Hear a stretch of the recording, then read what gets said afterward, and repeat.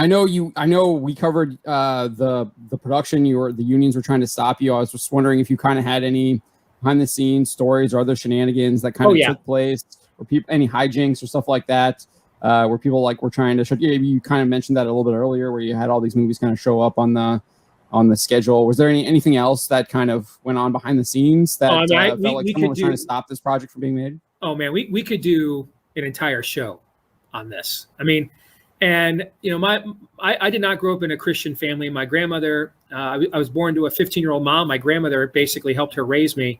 And I spent a lot of time with her, but she was really into the occult stuff. And so I was well versed into the horror movie genre growing up. You know, so I, you know, by the time I was in high school, I had seen every kind and major horror film you could imagine. And I was also very aware of the stories of what happened for trying to make movies like The Exorcist or The Omen. We didn't quite have anything like, you know, Gregory Peck's son committed suicide. They had multiple planes get hit by lightning in midair. But everything short of that, we pretty much had in this movie. Both our directors are in their 60s. They both got Delta variant COVID, went into the hospital. And you, I'm sure, are well aware of the fact if you went into the hospital for COVID, man, during that era, it was a flip of a coin whether you were ever coming out. And they had COVID pneumonia. I mean, it knocked them down for like almost 2 months. And we had to go and finance another $1 million to keep our sets alive and keep our movie alive without even knowing if they were going to live or they were going to make it. God bless them, they did. Yeah. We went through a situation where we made the movie in Oklahoma, which is a right-to-work state. But Oklahoma has just really upped its game with its filmmaker tax credit program, wants to compete with Georgia. And the IATSE crew union wanted to make an example out of a production and say, hey, you can't hire non-union workers even in a right-to-work state. You've got to come through us. Keep in mind, we were paying our people, our crew, union scale or more. We just didn't want to pay the union. We wanted to pay the crew. And so the 3 days into filming, the crew, a lot of the crew got together, stabbed us in the back, and organized a strike that nearly stopped us from making our movie. And thankfully, it was my movie, and I've got a lot of political connections. So I was able to get to the governor of Oklahoma and the attorney general of Oklahoma and get protection for our movie to get made. But just to blow your mind, our cinematographer had never shot a movie before, John. Our actual cinematographer is who organized the strike. So when we got the Oklahoma state government's vow to protect people that wanted to cross the picket line, about half our crew did. And one of them that didn't, though, was our cinematographer. So we had to go with his apprentice, who had never filmed a movie before and only documentaries, and throw him into live rounds on set. And of course, he ended up doing an incredible job with the film that you saw. So there were a lot of stories like that. We had a situation where our two directors and writers and a buddy of theirs who's a Catholic priest and also an exorcist, they were all staying together at an Airbnb. And one morning they get up and there's a huge commotion in the home. And, you know, they're basically bachelorette. They're away from their families. Well, the priest isn't married, obviously. They're away from their family. So food's out over, you know, and an animal got into a home. It was a squirrel. So they figured the squirrel was going through the kitchen and eating all the pizza boxes and stuff. Nope. In one of the rooms in the home, they had set up an altar where they were conducting mass every morning before they went to the set to shoot the movie. That was the only room in the house that the squirrel went into. He urinated all over it, defecated all over it, turned over relics and incense and just defiled it and then ran out of the home. Wow.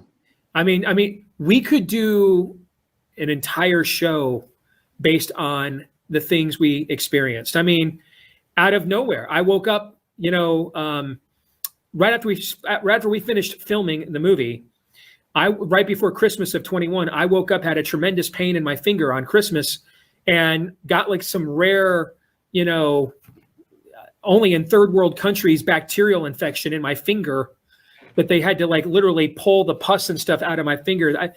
Trust me, that's the loudest I think I've ever screamed in my entire life. So now we made the movie, we got it finished and it's coming out in theaters. I got up over this weekend and out of nowhere, I've got a massive cyst under my arm. So I had to go and get it. I had to go this morning before I came to do my show and get it drained. That did not tickle.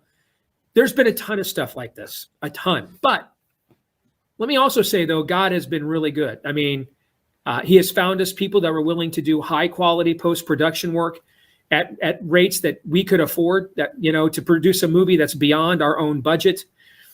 He's opened doors for us to get the movie distributed into theaters directly without having to go through a left-wing studio and give them any cut of our money, or them telling us what the message is going to be, or how to edit it, or how to market it. It's been both the most challenging and to my faith, and faith confirming and affirming experience of my life has been the making of this movie the last 3 years. When we talk about spiritual warfare a lot, man, we usually talk about it from the perspective of what the enemy is doing to us. Well, we got to see God wage war for us as well. And that's why, even though my armpit hurts like hell right now, okay, that's why, though, I wouldn't change anything about this experience, because of what it did to confront me in my faith and grow my faith at the exact same time. That's awesome. That's always I feel like I have kind of a similar experience, just with how kind of I've taken the direction of the website.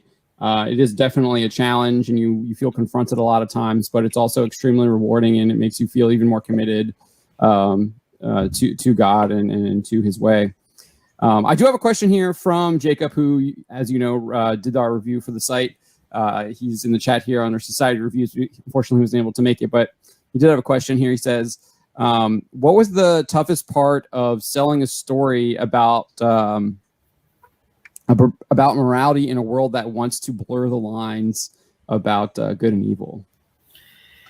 The toughest part was making sure that we told a good enough story and wrote a good enough script that it would transcend those differences, and that therefore, if we couldn't get certain kinds of people, there's some names I won't mention. You'd be shocked at some of the big names that showed interest in this movie, in playing Nefarious, especially.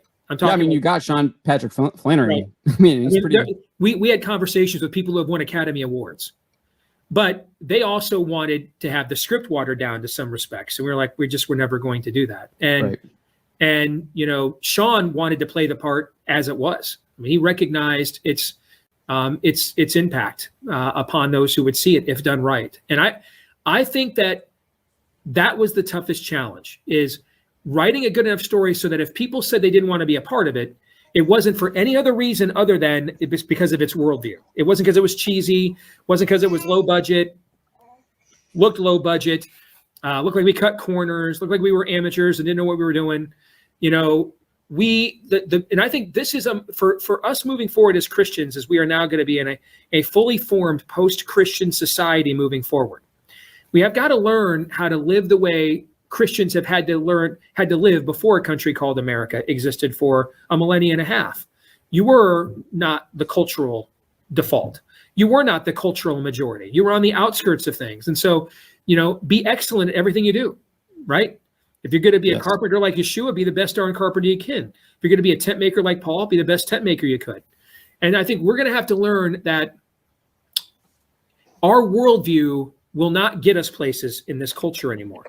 And so take the talents and skills that God gave us and deploy them to their most, like Bill and Ted, most excellent way you possibly can. And I think that's how we bridge that gap, is we decided we're going to make the best movie we can, even if it is grittier and darker than what is typically described as a Christian movie, because if we do that, then we'll get the talent. The talent will want to be a part of it.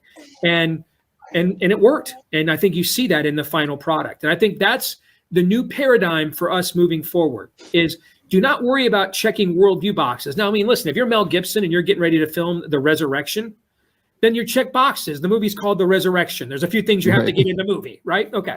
But unless you're doing a direct biblical adaptation, look instead, don't worry so much about, did I check this box?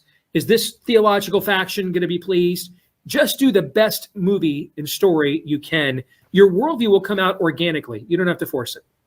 It's not very Tolkien-esque there. Yes. Response. The more I read of Tolkien and C.S. Lewis, the more I realize that these guys were so far ahead of us, and they were facing the same struggles. They saw what was ahead of them. They saw what society was coming through, and and I think they were trying to fight it in their own way. And I think they saw it in a similar vein of you, that it's going to be done through storytelling, and they did that. They tried to do that through Chronicles of Narnia, Space Trilogy, Lord of the Rings, Silmarillion, etc.